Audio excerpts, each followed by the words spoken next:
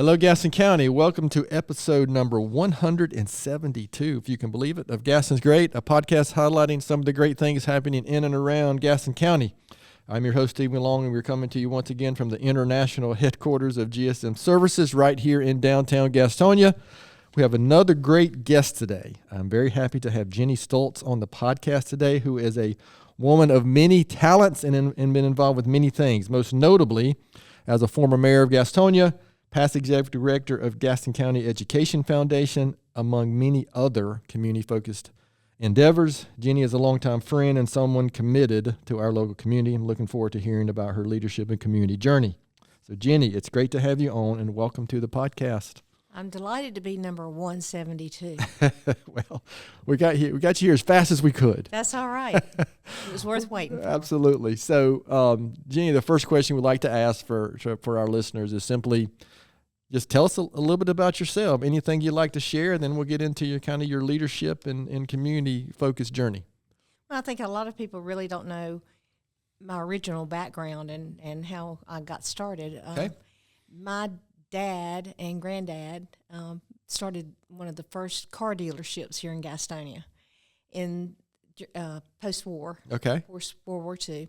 And the way they'd go get cars is they'd put 4 people in a car and drive to Detroit and pick up 3 cars or 4 cars and drive them back. Bring them back. So it was Thomas Motor Sales. And so I grew up in the car business with my Uncle Redbird, who a lot of people know, and my dad and my granddad.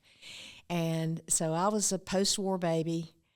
Daddy came home from war, and Mama was engaged to somebody else, and she fell in love with Daddy. And oh, that's funny. So I knew that story. Well, she broke an engagement, and they got married, and so I was the first to come along out of 4. And in the early 50s, my granddaddy had a chance to buy some land way out in the country, for $10,000. And so he bought the land from O. Max Gardner, who had been a former governor of North Carolina, and he developed Thomas Acres and Gardner Park. Okay, way out in the country, right? Yeah, way out in the country. That's in fact, funny, after church, we would ride way out in the country to go see my granddaddy. So it started off with Thomas Acres, and all the streets were named after family members. There's Thomas Trail, there's Ruby Lane after my grandmother, some other ones. And then as Gardner Park got developed, Sandy Lane was named after my sister, and for some reason, I never got a street named after me, but, I lived through it. It was all right. You survived. So, I grew up in the car business and the house business, and we never knew what car we were riding in, and we never knew what house we were going to be living in because Daddy would sell it out from under us and we'd move again. So change was pretty much a part of my life. So that was really how I got started, and grew up in Gardner Park.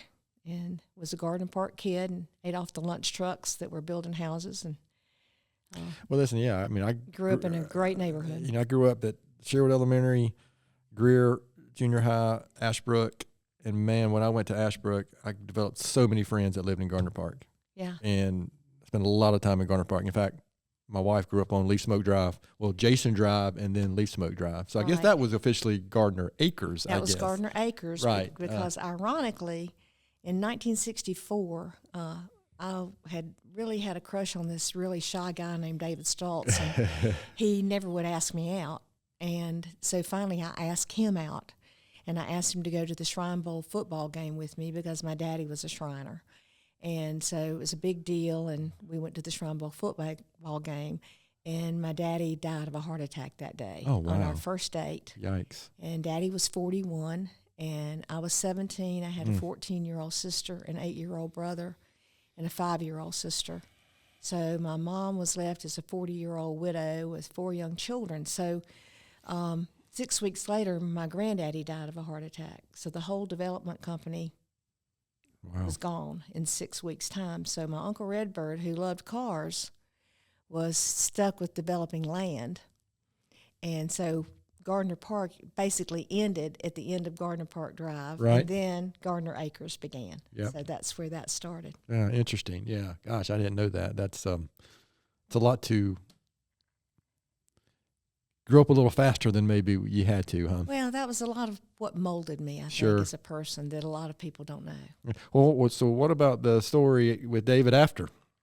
Well, the story with David after was the fact that David's mother, they lived on Gardner Park Drive too. They lived down the street, but David's mother was really not happy at all that we were dating because I was a wild girl. I was that wild Thomas girl. I didn't drink, I didn't smoke, I didn't mess around, but I had a red convertible and I blew the horn. Oh, okay. And that made me crazy. The wild girl. And she had every imagination. Girls didn't have convertibles, huh? Oh, Or yeah, something? red convertible, blowing the horn, Back in blowing the the day. music loud. She was trouble. And she had all these visions that David would marry the homecoming queen. Yeah. And he married the one that got wittiest. So they were moving to Florida. Well, that's better for long term, though. His dad got transferred to Florida, and so they said, "You're moving to Florida." And David said, "No, I'm not." And by this time, we're sophomores in college. Okay. And they said, "You're moving to Florida." And he said, "No, I don't think so." And they said, "Yeah, you are." So we eloped. Oh. We were 19 years old, and we went to York, South Carolina, and got married. And our friends May and Royce Robinson went with us. Oh, wow. They were off in school, too. And they said it wouldn't work, and we'll be married 59 years in February. Oh, well, good for you. Wow. So that wild girl did all right. Yeah. Well, interesting. Officially, our first real date, yeah, my wife asked me to. Mm-hmm. Because I was just too dumb to see the writing on the wall, you know. Imagine that, Rachel. And that was 30 years. Well, actually, that date was 35 years ago. So she's put up with a lot for But it works. a long. Yes. Yeah. I'm very, very fortunate. Some women have good taste, so they know what they're doing. I'll let that one lie right there. Of course, you know, he was Janet will quiet. Janet will probably listen to this. He was the quiet guy, the quiet, shy guy, and I was the out there person. So he's reeled me in quite a few times in those few years. Well, you know what? I find a lot of that extrovert and introvert thing can work, actually, right? It frightens me to think of some of the guys that I dated. See a lot if of I that, had yeah. married them, it's the old Garth Brooks, thank God for unanswered prayers kind of yeah, thing. it's funny how things it's funny how things do work out. So again, first of all, you know, I've known you for a long time. I've been involved in our community for a long time, so I know a lot about your history in the community, your some of your professional career and how it ties in with some of your community work. So just maybe what we'd like to talk about here is just kind of leadership. How does community play into your mission, your journey? So can maybe talk a little bit about where along the line and what inspired you to connect those things together, and then how did that play in? Is that a fair question? I'm not a great, Sure question, but Sure so that's what we want to hear about. But, as I talked about growing up with a lot of change, Yeah. including, Daddy's work, but also losing a father and being the oldest of four and taking on that responsibility, that was life-changing. And then being a bride when you're 19 years old. And people say, well, how did you manage to stay married? And I said, we were too poor to split up, and neither one of us wanted to go back home, so we had to make up. Yeah. But during my daddy's short life, which was only 41 years, I never knew him when he wasn't helping somebody. Okay. There was always somebody at the door needing help, and Daddy was helping them in a million different ways. And I think inadvertently he taught me that we needed to help other people. So as I went into high school, I was the chairman of the pep club. I know you're surprised at that. I was always volunteering, and without even realizing what volunteering really was at that point in time. Right. And as I became a young mother, I was interested in how my child was being cared for when I was working, and so I started working at a daycare center. Okay. I had gotten a degree in medical records, and when David went back to school, he promised his parents that he would finish school. Well, we moved to Asheville, and I couldn't get a job in medical records, so I was a secretary at a beer distributorship. And the way I got to work was we only had one car. So the guy who drove the Michelob keg truck came to pick me up in his truck. That's funny. And they put an office chair. OSHA would die at this. Yeah. But they put an office chair in this like milk truck kind of keg truck, and that's how I got to work. That's funny. It's kind of like my carpool, the way we were transported to school. We were talking about that before we started recording. Yeah, you couldn't do that today. No Well, how many kids could you cram in the back Oh of the man, car? we had that classic, Griswold station wagon, man, with the rear facing seats in the back. I know Kurt Voorhees and I would always try to call that out, and so we could sit in the way back and just do whatever we did back then. Well, when I came back home, I was working for Orthopedic Hospital. Okay. And then I worked for Tom Eford for a while. And the funny thing about Tom Eford was that I was not a good typist. And his secretary had been a paralegal. And he wanted me to type a document one day on a IBM Selectric typewriter that had the little ball with the letters on it. Oh, yeah. And he was an attorney, so he expected this document to be signed with multiple copies of carbons. And I'm hunting and pecking, finding the letters. He said, "You can't type worth a damn, can you?" And I said, "No." I can hear Tom saying that. I'm a love goddess. And could not believe that I said that to an elder boss of mine. And he started laughing and he couldn't stop. So to this day, he calls me love goddess. Oh, that's good. I've had a few jobs, obviously. Yeah. But then I got involved with children. So I went back and got a degree in early childhood. Okay. And taught preschool for 17 years and became director of children's ministries at First United Methodist Church. And that's when I got recruited to serve on the Family Services Board and on the United Way campaign. That's how that starts, right? The other types of things that actually were related to my job. Right. And from then on, I never had to interview for another job. I was recruited for jobs. So one day, Becky Carter and Sandy Rankin, who were running Gastonia Clean City at that time, asked me to lunch. And if somebody asked you to lunch, there's no such thing as a free lunch. And they said, "We're both retiring." What's the ask? Yeah. What's the ask? We're retiring. We want you to take our place. And I said, "Well, I'm a preschool teacher." And they said, "Yeah, but you're involved in the community. You're the right person. We want you to take that job." So I went to work for Gastonia Clean City that ended up being Keep Gastonia Beautiful, which grew me into other organizations and be involved with the chamber. And yeah. Was that about the time frame when the All-America City thing came about, or was that later? Actually, Gastonia became an All-America City when I was in high school, actually, but it was really something that was precipitated by Marshall Roush and Leon Schneider and T. Jeffers in 1963. Okay. When they... Yeah, I had forgotten that. They, integrated the schools and the restaurants and the movie theaters long before the federal government required it. And so that was the first All-America City. Then when I ended up being mayor, one of the things I said is that we need to be an All-America City. Gotcha. So that's how the next phase started. And I do remember that. I mean, that was obviously a big deal. I mean, I remember that whole process and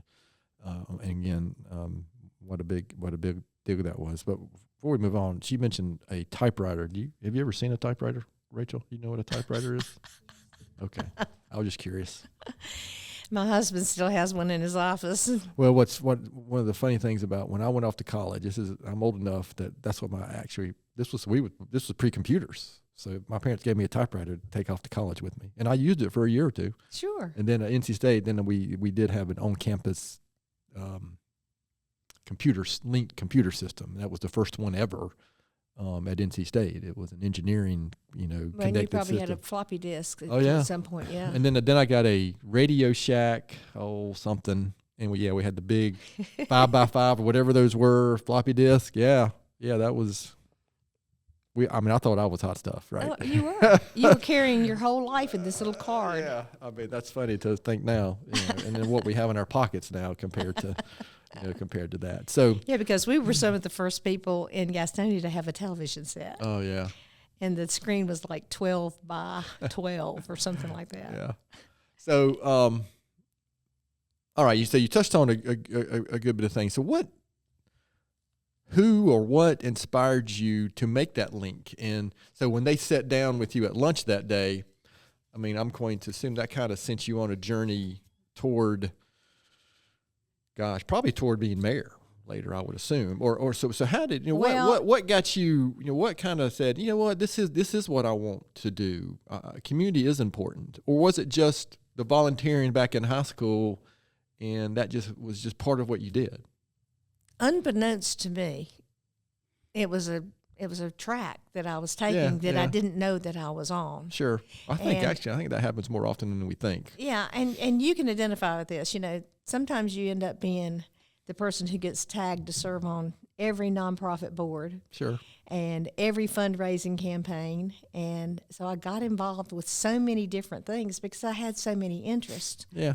But in the process of running a volunteer organization and encouraging people not to litter and to recycle and to plant trees, then you ended up, working on a volunteer base, getting people enthused. It was kind of like Tom Sawyer painting the fence.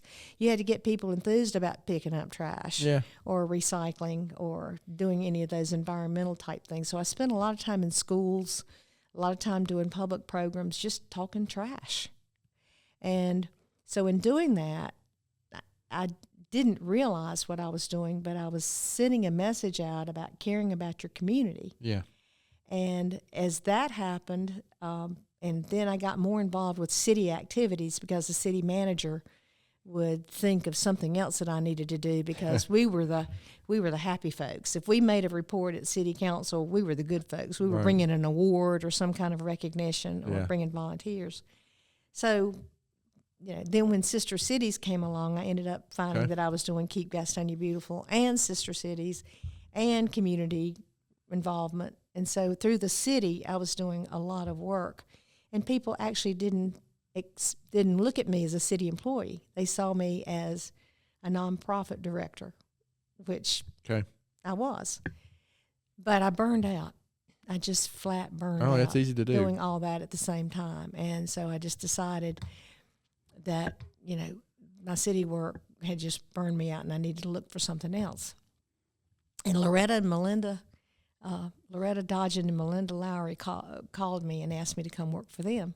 But in addition, the National Keep America Beautiful program called me and wanted me to be a national trainer. So I traveled all over the country talking trash and helping other communities be Keep America Beautiful affiliates.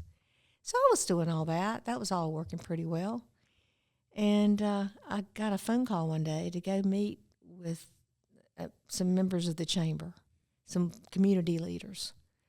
I thought that was kind of odd, and I went to the upstairs boardroom, and I look around the room, and it's the who's who of Gastonia, and they're all sitting around the table. And I'm sitting at the head of the table thinking, uh-oh, what's this about? And so they said, why you're here? And I said, I have no idea why I'm here. And they said, we want you to run for mayor.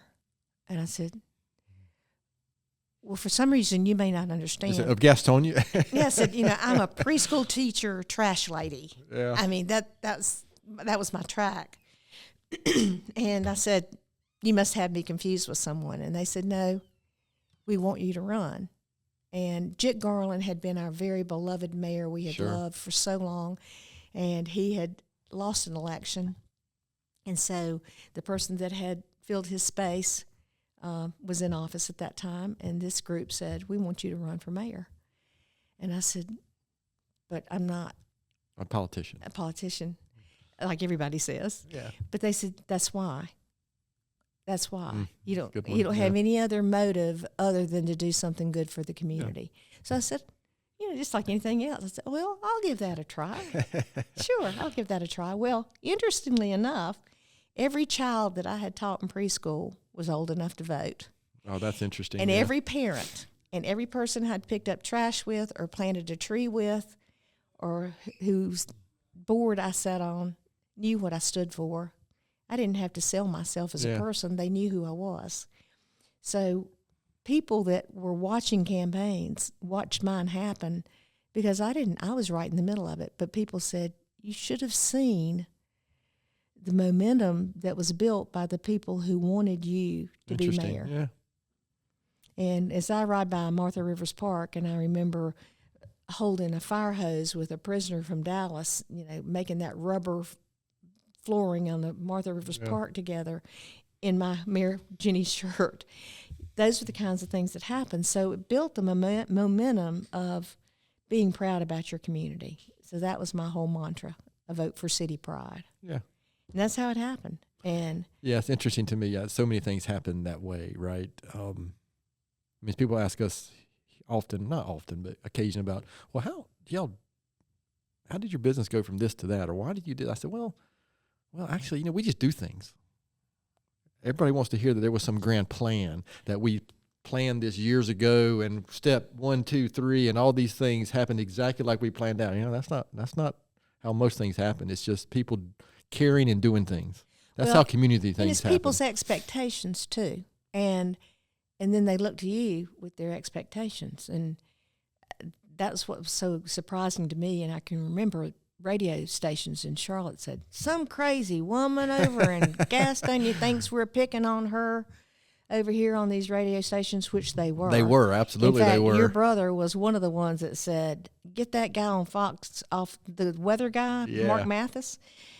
Joel called me late one night and said, you got to get that guy fired. Well, the guy got fired, and everybody thought I had done it, but it's because he had done something else stupid. Yeah.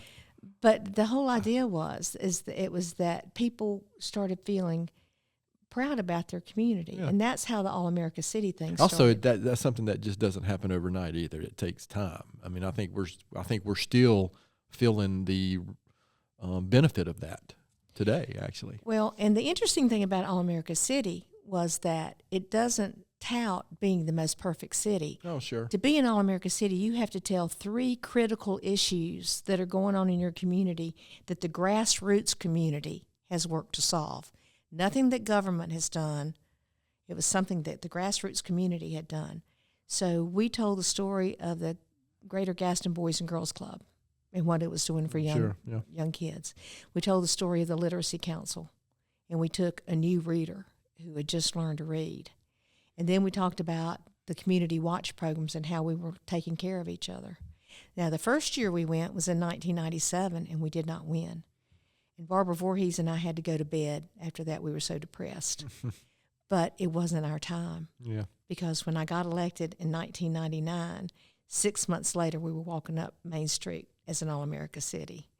So it was the right time at that point. And so we celebrated what the grassroots community had done. Right. So up to that point in your time in politics, for lack of a better phrasing, I mean, Sure. what are some of your biggest lessons, leadership lessons or community lessons? Just what can you think something that really comes to mind that you look back and go, wow, that really hit home, or that was something that I gained out of that experience? Well, the first misnomer I think that people think about leadership is that it's a popularity contest, and it's anything but. Because when you're making decisions, you know that not everybody's going to be happy Correct. about that. Yep. And as mayor, I was a tiebreaker. So there were a lot of times that I had to make the decision that ultimately affected other people. And I think one of the people that I made the angriest is an older man whose street name we changed because we had mutual streets of the same name. And because of the 911, if somebody had an emergency, could be a problem, our emergency services wouldn't know where to go. So the street that had the fewest houses on it were the ones that got to choose what new name they had.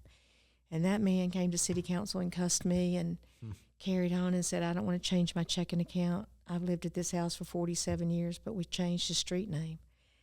And it hurt. Sure. But, sometimes those things are not popularity things. Right. So that's one of the things that I learned. Another thing is that you have to be tough, but you have to be fair, and you can never lose yourself.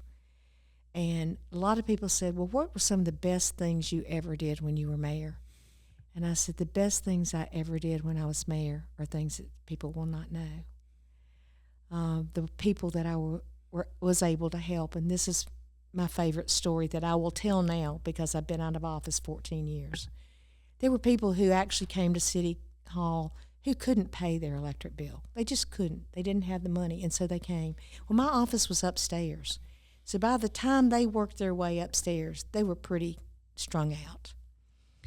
But I had a system. So I had a guy in collections, Vince Wong, who's now at the county. Yeah. Vince was down in collections, and he would message me that a couple was on their way up, and I said, okay, send me their record.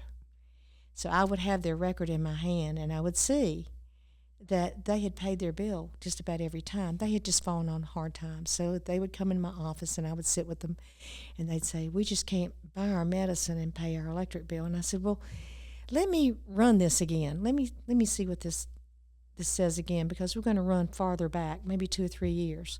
So I'd go to my secretary and I'd say, run it again at a zero balance. So she would run it again and hand me the copy with a zero balance. And I'd say, something strange must have happened. You must have overpaid at some point.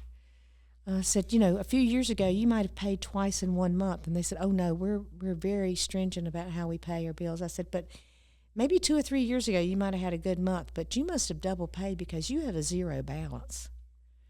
And they would just look at me in amazement, and they'd say, wow, okay, all right. And they'd wander out the door, and I'd walk to my secretary, and I'd say, how much do I write the check for? And I get emotional thinking about that because those aren't the things that people need to know. Yeah.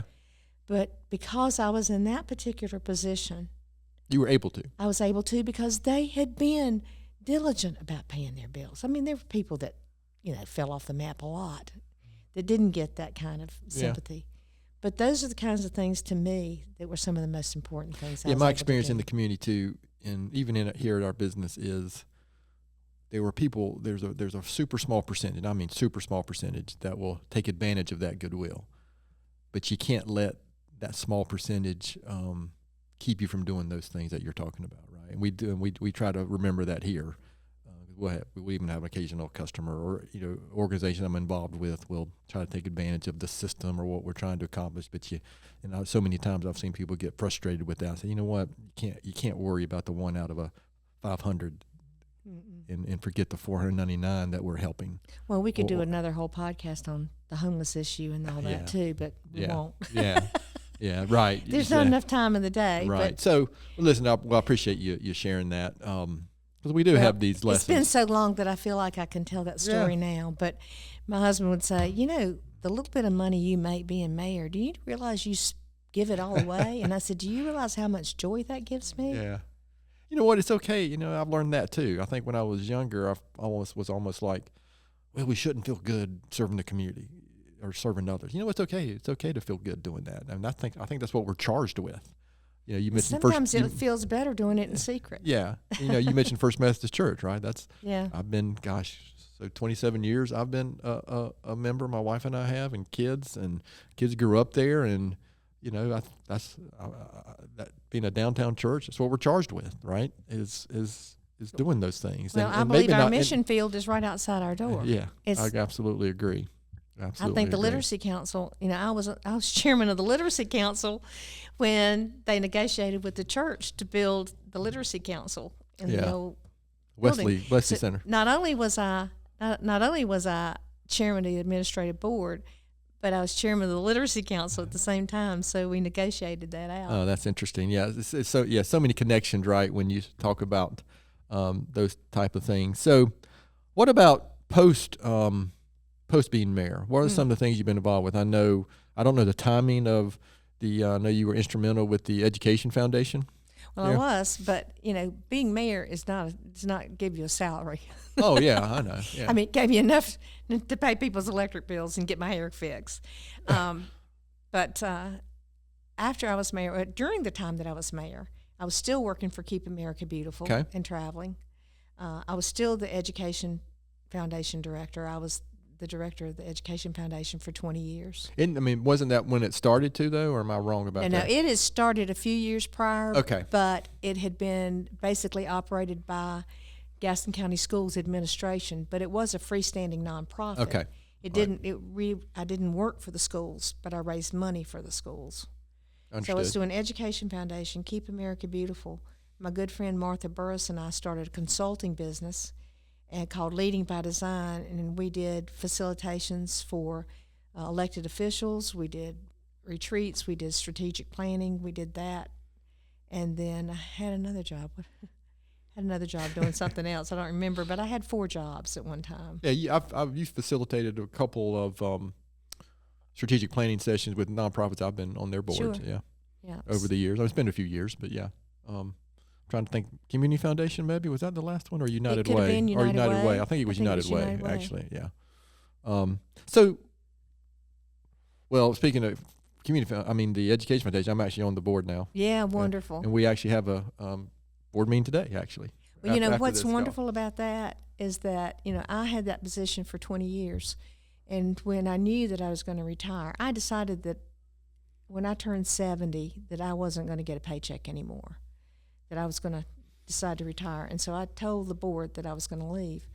And so they had the foresight enough to bring Amy Spencer on. And so she and I worked shoulder to shoulder for a year. That's helpful. And that was generous because by the time I stepped away, she already had gone through a whole year. And she had a totally different sphere of influence. Right.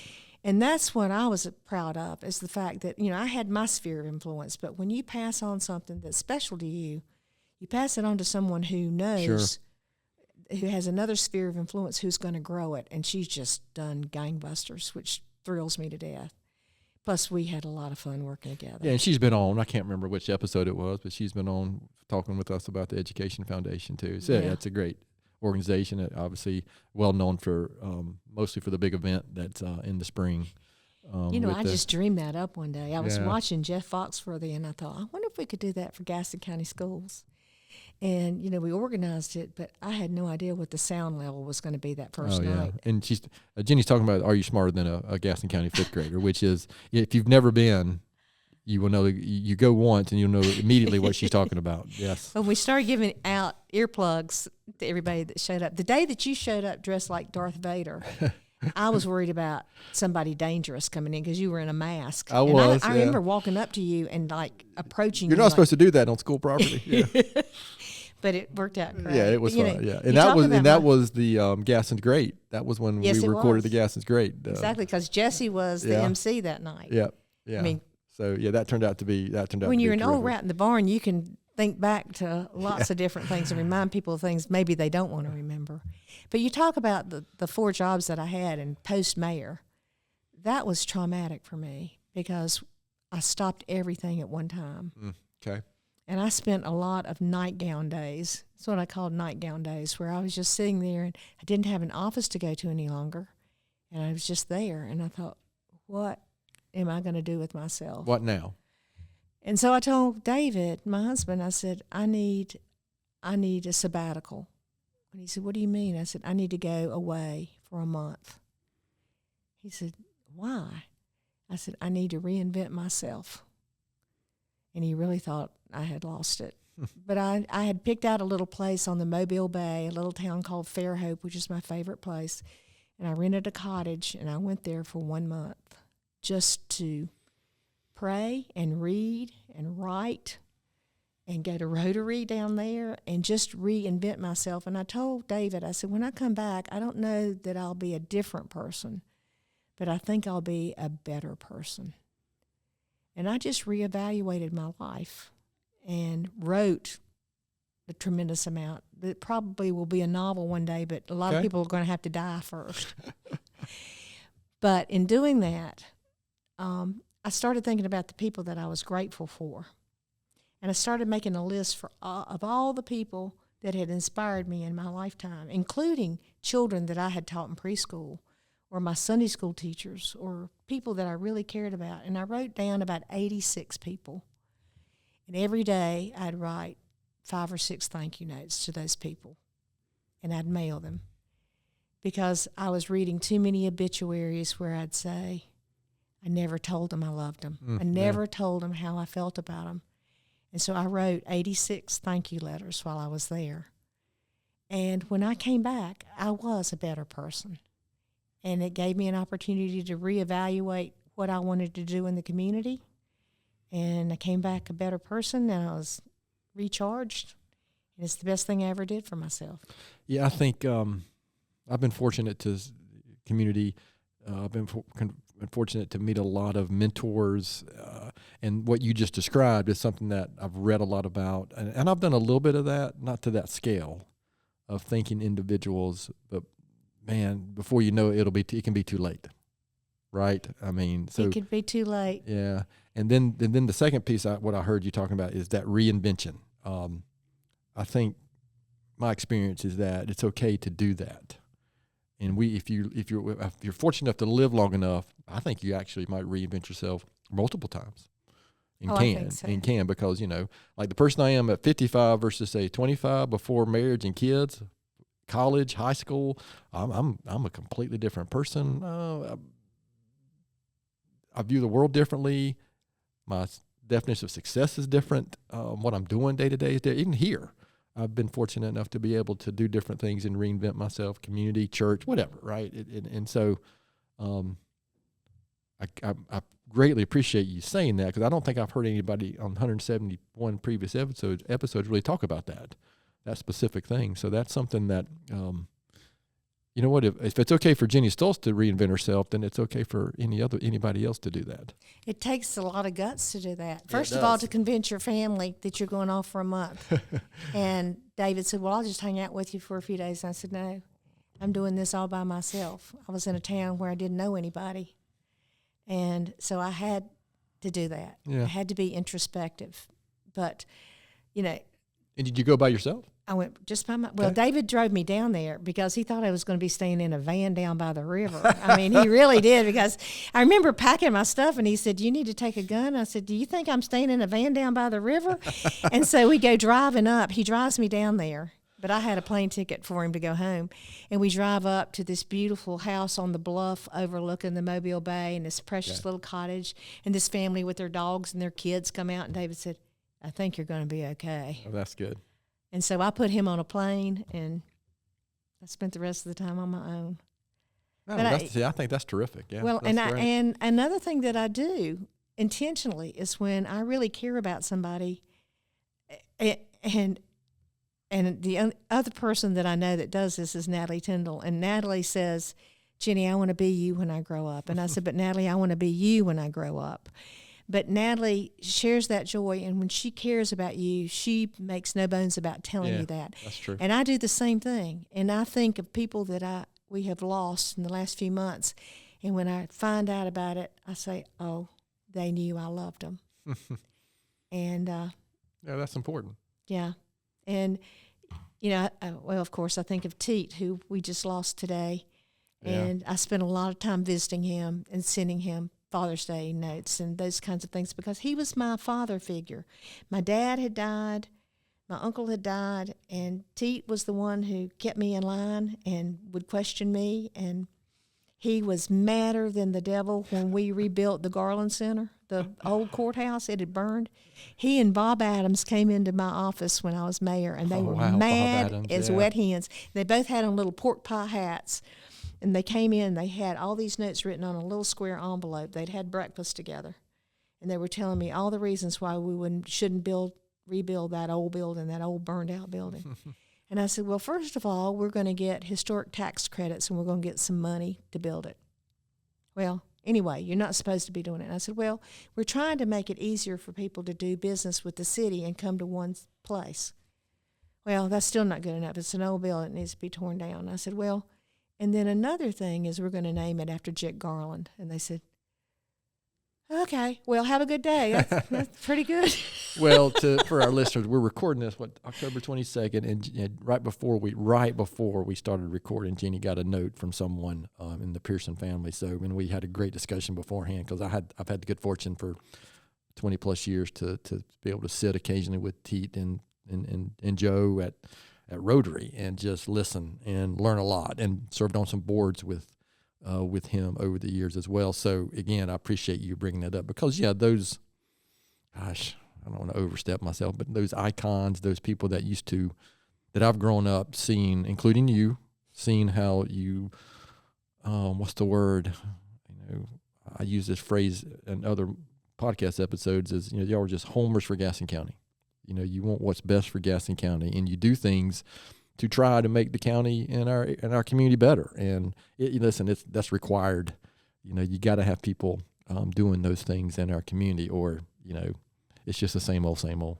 Well, and and they're doing it into their hundreds. That's right. Into their hundreds. When I was running for office, and I asked Teet about my running for office, he said, "Well, don't you think you're a little bit young?" And I said, well, Teet, I'm 53. How old do I need to be? And he said, you're 53. Oh, that's funny. And I said, yes, sir. I said, you're still sitting around those board tables. I said, because I'm there with you. And I said, when are you guys going to pass the baton? But you know what? They never really passed the baton. Right. They held the other end of it because sometimes you were falling and you need to be held up by the other end of that baton. Well, there also got to be people around to pass it to. You're exactly right. Right. I mean, that can be a scary, kind of a scary and uncertain thing. So, well, that's my legacy, though. I've told people, I raise a lot of money, and I don't have money. I don't have money. But I've told people that I was raising money with, I said, my goal is to grow people. I like to grow people. And when I was mayor, I had a youth council of high school kids who some lived in basements, some lived in mansions, some got, Moorhead scholarships, some are waiters and waitresses, but they grew me. right. And so if I can't be wealthy enough to fund buildings and things like that, if I can grow people, I feel like I've made my contribution. Yeah, that's a terrific legacy, right? And you mentioned earlier about some of the kids, when you were running for mayor, they were old enough to vote then. I had a similar experience, to First Methodist Church. I coached through the youth sports program for 10 or 12 years, and a lot of the kids have graduated college now. And it's so I'll occasionally see one of them, and they'll still call me coach or whatever. You're right. I mean, that is so rewarding, and they don't look at me like, yeah, you were that jerk of a coach. We'll have a conversation. They remember it was fun. I mean, of course I got more out of that than they did. I'm sure. Don't we though? Yeah. So, Jennie, I'm afraid we could talk for another 5 or 6 hours, but looking back at this whole experience that brought you to today or where you are now, is there something looking back? It could be as mayor, professionally, some of the community organizations you've been involved with. There's something that stands out that you look back and say that you're most proud of, or you're like, something occurred that you were involved with. So that's why I do what I do. I know this might be hard to narrow down. Well, it is because I served as mayor in probably the most difficult decade that I could have served in, because I was elected in 1999. 2000 was euphoric. We won All-America City. I ran unopposed. It was just euphoric. 2001, 9/11. Yeah. And I'm mayor. And I'm being called in to sit with all these emergency folks to determine what the next shoe might be, because we thought it would be Charlotte. We were pretty chaos, sure it might be Charlotte. Uncertainty, chaos. Second largest financial center, 2 nuclear power plants. Oh, yeah. And I'm sitting there thinking, wait, whoa. And David calls me and he said, we're on our way to the mountains. And I said, I can't go. Yeah. So that was a tough time. People were coming out of that. And, of course, everybody's trust level, people were worried, that kind of thing. And then in 2007 and 2008, the economy crashed. Yep. We wanted to rebuild downtown. Well, there wasn't a nickel's worth of private money that was going into downtown. So we helped build the Rotary Pavilion. We built the conference center using hotel motel tax. We did what we could to kind of keep the economy going. And it was a very difficult time. But also, I'm not a really religious person, but I'm a spiritual person. And there's a Bible verse in the book of Esther that says, for such a time as this. And I really do think that the time that I was supposed to be in office was during that difficult time to try to keep people's heads up. So that was a learning experience for me. And I took a class where I had an opportunity to go to Harvard to a JFK government school for a month. And one of our professors said, leadership is like being on the dance floor. When you're on the dance floor, you're smiling, you're engaged, you're listening to the music, you're kind of chatting up with somebody else, everything's going on, everything's cool. But you need to go up on the balcony. And when you go up on the balcony and you look down, you see who's not dancing. You see who hasn't been asked to dance or who's not engaged or who's not involved, or who's dancing but not really happy about it. And he said, you're not a good leader unless you get up on the balcony. And I think at this stage in my life, now I'm 78 years old, so at this stage in my life, I'm on the balcony a lot because I'm trying to see who's down there that needs to be dancing or needs to be happier about where they are. Yeah, I'm a big leadership study guy, and one of the guys I follow is a guy named Jocko Willink, and he has a great book called Extreme Ownership. And anyway, but one of his things is that he's an ex-military guy, but he calls it you have to detach, and it's the same concept. As you can look at the bigger view, you can see who because when you're a leader, you can't focus on, say if you're leading 20 people, you need to know what all's happening with all 20 people. Right, it's not just the one that you interact with the most, or whatever. So that's that good leadership. You can get caught up in whatever's great happening that day, or whatever's the worst thing is happening that single day, right? And lose sight of the bigger picture and the longer term stuff that's going on around you. So that balcony metaphor, that's a good one. Balcony metaphor, that's a great one. And then what really frustrates me and makes me sad about politics today is that it's not about serving the people. I mean, too many times it has just gotten out of control, and people have different ideas about being in political office and what it does for them. And that frustrates me. So, I guess I'm old rat in the barn, and I'm like Teet saying, aren't you a little bit young to be doing these things? I'm kind of living in his footsteps, but I guess being on the balcony is really important because then you can help connect people. Yeah, that's great. That's a terrific image, and I appreciate that. What's next for Jennie Stultz? Well, I'm really busy right now because I have all my teeth, and I speak in complete sentences, and I'm a great-grandmother. Oh, wow, great-grandmother. I have 4 great-grandchildren. Wow, I didn't know that. That are 5, 4, 2, and 1. So that's one of my... I assume you're spoiling them as... I don't spoil possible. them. I spoil them with experiences. I mean, we have an only child, Amy, yeah. And she said, my parents never spoiled me with material things. They spoiled me with experiences. Oh, that's good, yeah. And so I don't give gifts. I give experiences. And so that is my family is extremely important to me, like everybody's sure. is. But I'm working with the Dream Center Academy because it's the greatest organization. It's the greatest volunteer organization I've ever served because we're growing young people. Yes. We're watching kids who probably would not graduate from high school who are now graduating and going on to college and going to trade school. Yeah. Roxanne was on, within the past 2 years, and she had a few of her kids from the first graduating class. Yeah. And it's one of our most listened to and watched episodes because they were impressive kids. Well, yeah, and they really were. That inspires me because I help grow people. So as long as I'm growing people, even if it's little ones, little great-grandchildren. And I think our youth are not exposed enough to that leadership and that what's possible, Well, you've said it. It's what's possible because they have a realm. I can remember when I was mentoring in the Gaston County schools, and I had 2 young girls that I mentored, and both of them dropped out of high school, and both of them got pregnant. And I told the high school principal, I said, I'm going to quit. I've been a failure. And she said, I'm glad you feel that strongly about yourself. And I said, what do you mean? And she said, how much time do you spend with these kids? And I said, an hour or 2 a week. And she said, they have the rest of their lives. She said, but you have to use this analogy. And this changed my life. She said, you grew up playing football rules. There's a certain number of people on a field in a football team, and certain goals and certain ways to score.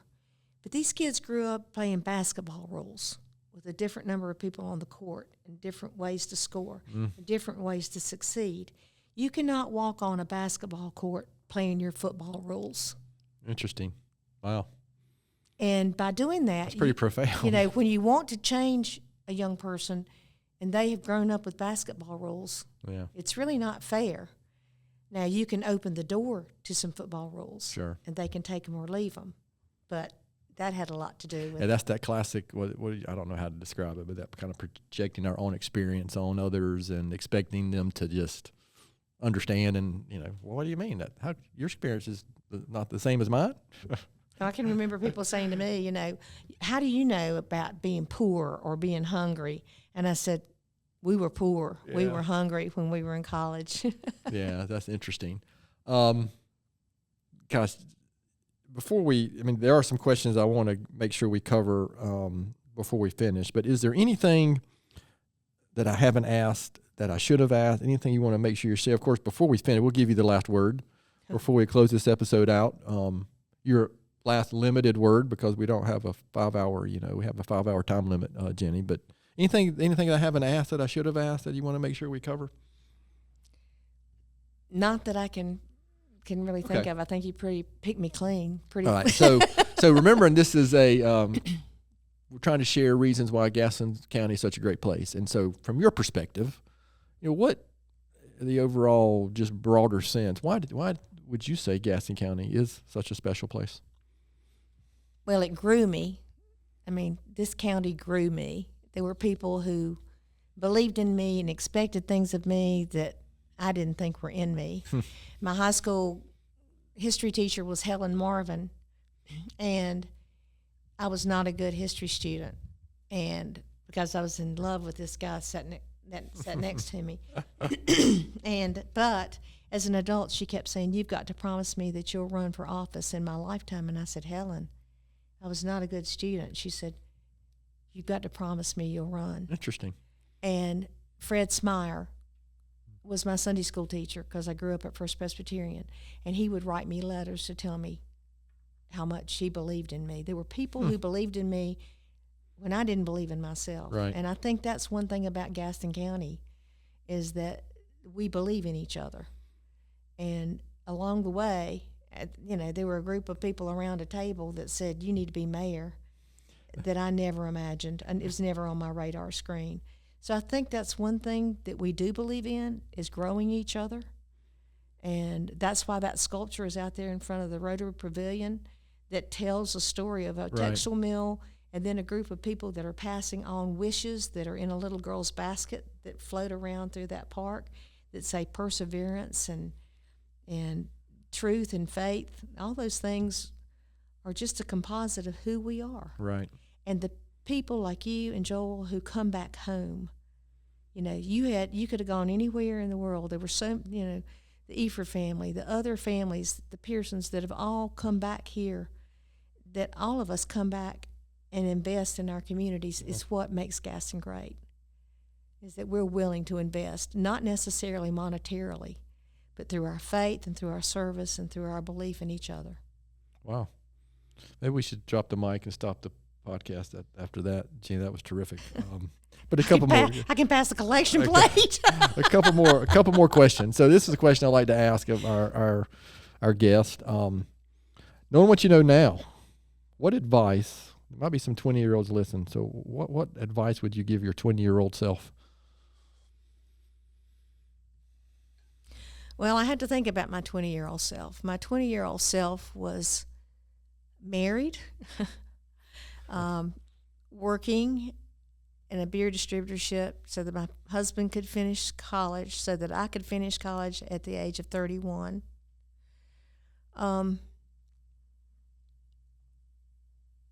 Is that expect difficult things to happen. Don't always think that the world's going to be just laid out for you. In fact, I'm really glad. I'm not grateful that I lost my dad early. I'm not grateful that I had an addicted brother. I'm not grateful that I had a lot of difficulties, but I let them make me instead of break me. Right. And I think as a 20-year-old, the world is so large compared to what it was when I was 20 years old, is that the world can swallow you up. I think you've got to have mentors, you've got to have role models, and you've got to be true to yourself. You can even search those out too. Yeah, and people that were my enemies, I called them my enemies when I ran for office. It was just because I was in politics. They'd say, you were tough, but you were fair. Yeah. And that's the best compliment that anybody could pay me. Yeah, I think it was, I'm paraphrasing, I think it was C.S. Lewis, who one of his I'm a big quotes guy. Yeah. And I think he said, I'm not, it's not going to be exactly right, but he basically said hardships can prepare ordinary people for extraordinary things. Well, and I think our young people don't expect hardships. Yeah, this I have a matter of fact. I think that was the quote that I got today from.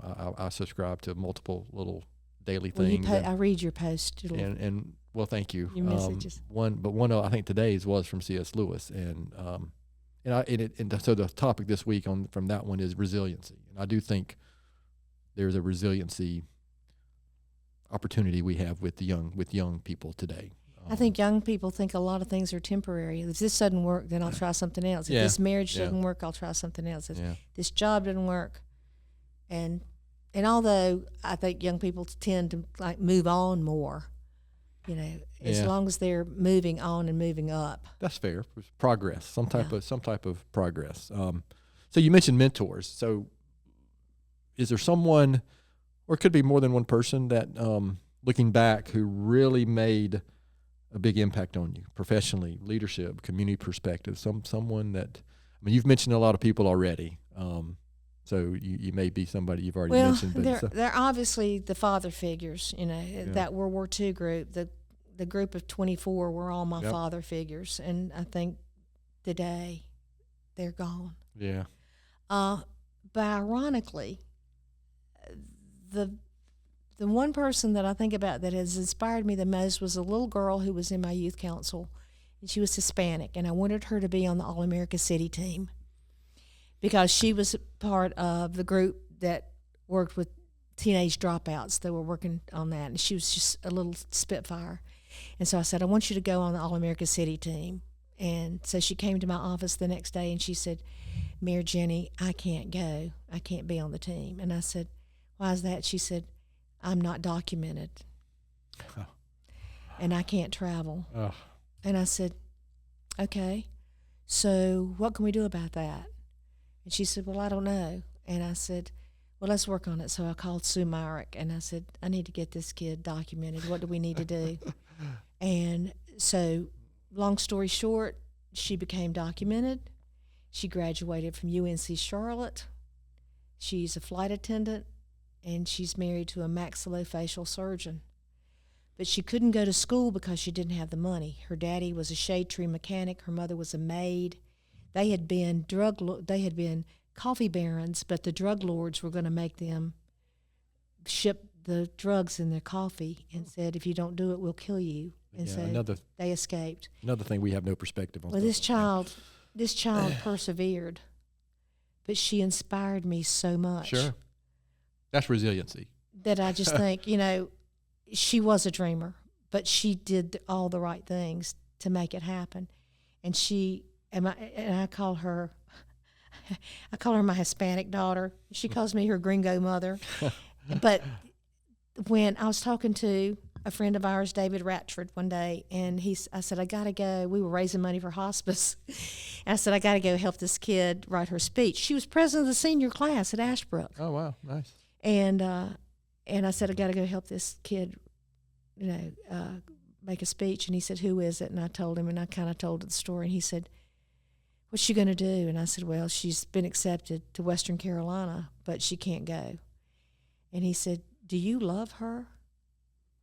And I said, yeah, David, I really love her. And he said, well, if you love her, I love her. I'll pay for her school. Good gracious. Now, when you talk about inspiration, and you talk about how things happen. Well, that's connections and relationships. And I call them God winks. Yeah. They're God winks. Yeah. And so when you talk about inspiration, sometimes you would think somebody who'd been a CEO of a bank or somewhere up there, but it was a little Hispanic girl who wanted to go to All-America. Well, it's those day-to-day things, too, that we undervalue, that are often the impactful things.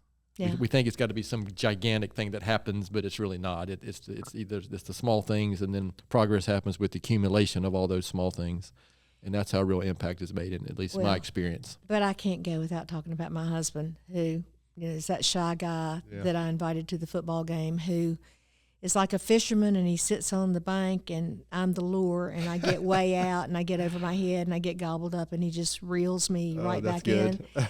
And he's the one that's kept the lights on for me when I get home in the middle of the night. So, you talk about inspiration. He's been the one that's kind of kept me, Well, that's good. I appreciate you from saying falling that. off the ledge. Well, yes, and again, I've known both of you for a good long time, and for both of you, I just think of, I don't know, transparency and integrity. Just like I said, a homer for Gaston County, and someone who are people who develop relationships, and if you say something, that either one of y'all say something, you can count on it. Well, there's just no pretense. Yeah. Pretense Yeah, is that's very fair. difficult. Yeah, I think that's a better way. That's a better way to say it than my engineering mind trying to come up with some vocabulary. No, I think you have a right brain that too. I don't think that I you have don't a little own. bit of So, Jenny, this has been really good. So, any last words before we close out this episode? Well, having watched almost every one of your podcasts and followed those podcasts, and because my whole mantra has been being proud of your community. Yeah. I'm grateful for this podcast. I'm grateful for the things that you have brought out to the community that we need to know about. Well, thank you. Yeah. Because we that's need the point. to keep being reminded. Everybody needs to be reminded about the good things. With a quote from John Kennedy, there's nothing wrong with this country that's not right with this country. And I Right. feel like the same way with our community. Yeah, absolutely. And so thank you for keeping us. Well, you're welcome. And it's been a good mission, and I've met so many great people. A lot of them I already knew. I didn't know their stories, but there are. Frankly, in the last 4.5 years, it's helped me. Matter of fact, and talk about God winks, the first episode we recorded was the week before, literally the week before we had that shooting here. So the timing, you look back and you wonder about timing of things. Yeah. I mean, the odds of that occurring. So I immediately had something to do that I could focus on to remind me that there are good things happening around us, right? Yeah. Because there was a time period after that I thought, this is. Well, and the whole community ached. Oh, yeah. The whole community ached for you, and that's another thing. Our No community question. aches for everybody. No question. I agree. And we haven't forgotten. Yeah, that talk about that hardships and resiliency, and the lesson I took from that was our community, both locally and even in a broader sense, our HVAC professional community, even from all over the country, but mostly here locally. Really, they lifted us up during that time. So, but and it's sometimes the most bizarre, unexpected thing in the world that'll happen to you. That's why I talk to those 20-year-olds. Yeah, it's going to happen. Yeah. Well, listen, Jenny, I appreciate you and your family and all you've done for our community. I appreciate you taking the time to come share with us. We're on hour number 3, it looks like. I'm kidding. We're not quite there. Again, but I do appreciate that. And I do try to share a quote every week. And I didn't really intentionally pick this quote, but it kind of ties into kind of what we were just talking about. And I picked a Henry Ford quote, and it's the one, typically they line up with the quotes, I'm not a big social media guy. I do twice a week. I put something on social media. On Mondays, I typically put a quote and a thought. And then on Thursday or Fridays, I just reshare the links for this podcast. That's all I do ever on social media. If there's something important I need to see, my wife will tell me about it, but I need to go find out about it. But Henry Ford said, "Failure is simply an opportunity to start again, this time more intelligently." So there's so many lessons that we learn that we think, oh, this is the end of the world, this is the worst. But then oftentimes we look back and, what do we learn from it? That's kind of that question I asked about, your experiences and your leadership lessons, and can we make progress from those and learn something from them and get on with it, right? Well, we can always reinvent ourselves. Absolutely. Reinvention is a great word, and I appreciate you sharing that, because I think a lot of people, that's a good lesson, a good message, to hear, that it's okay to do that. Well, you've given me an opportunity to share some little known facts about me. A lot of people just have the One little girl asked me, they said, "Are you the mayor?" And I said, "Yes." She said, "Your name's Jennifer?" And I said, "Yes." She said, "Are you Jennifer Lopez?" And I said, "I'm twice the woman that Jennifer Lopez is." Oh, that's funny. Yeah. That's a good perspective too, right? I don't think I want to reinvent myself as J-Lo, though. Yeah, that's funny, though. So, again, Jenny, I appreciate your time. And as always, to our listeners, thanks for taking the time to listen to today's episode. Please continue to spread the word if you can about the podcast, I think. Please don't hesitate to contact us here at our email address, which is podcast@gastonsgreat.com. We are always looking for suggestions for future podcast topics and guests. You can find the podcast and subscribe at the website, gastonsgreat.com, or anywhere you listen to podcasts. And please follow us on all social media platforms. Thanks again to Jenny for being our guest today.